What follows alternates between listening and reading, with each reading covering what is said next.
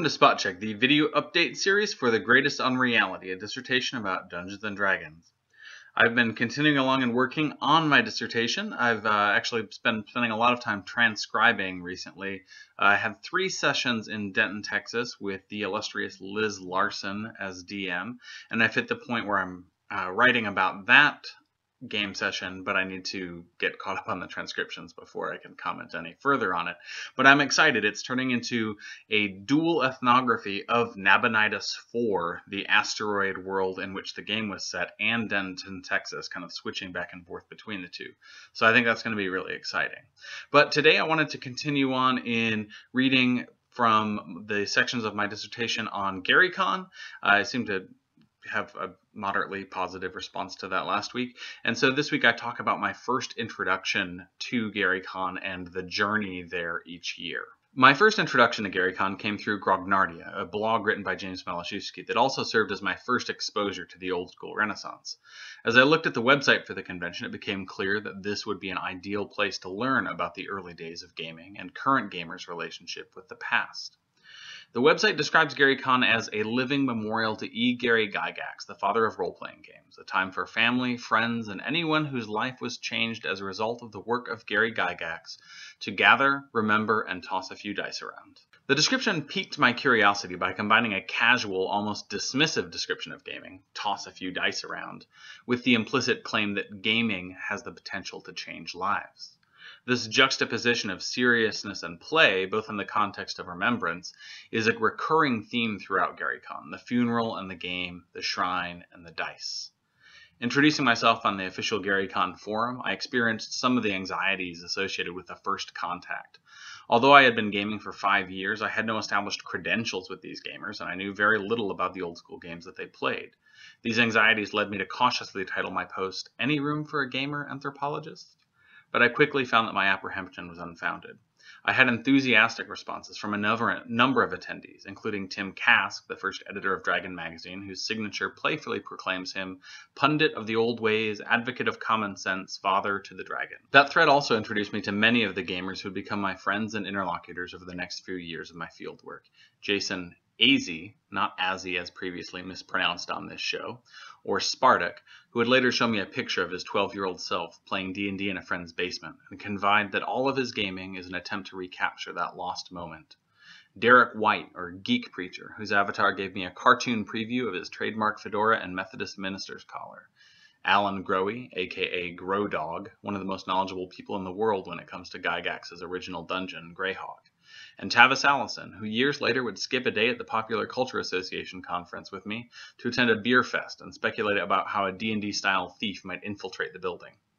All of them eagerly offered to help me in whatever way possible, suggesting potential contacts, and in one case offering a friendly warning that you're going to collect a very scattered set of data.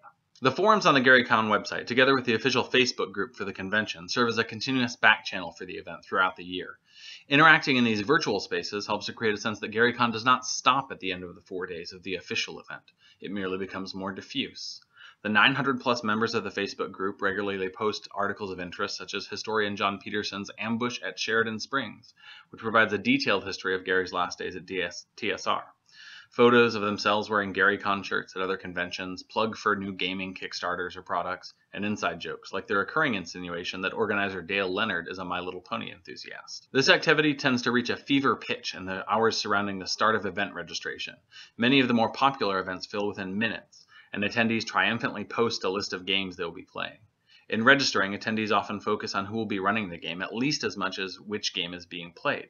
The registration system reflects this, awarding each registrant a limited amount of GPs and SPs to spend on events.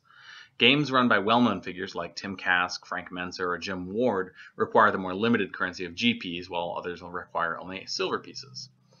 The importance of personality also comes through as people describe the events they will play. In response to the common question, "What are you playing this week?"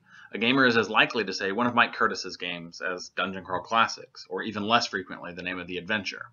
Besides deciding with whom they want to play, registrants must also consider the schedule, choosing between conflicting events and deciding how much of their time at the convention they want to spend locked into a game.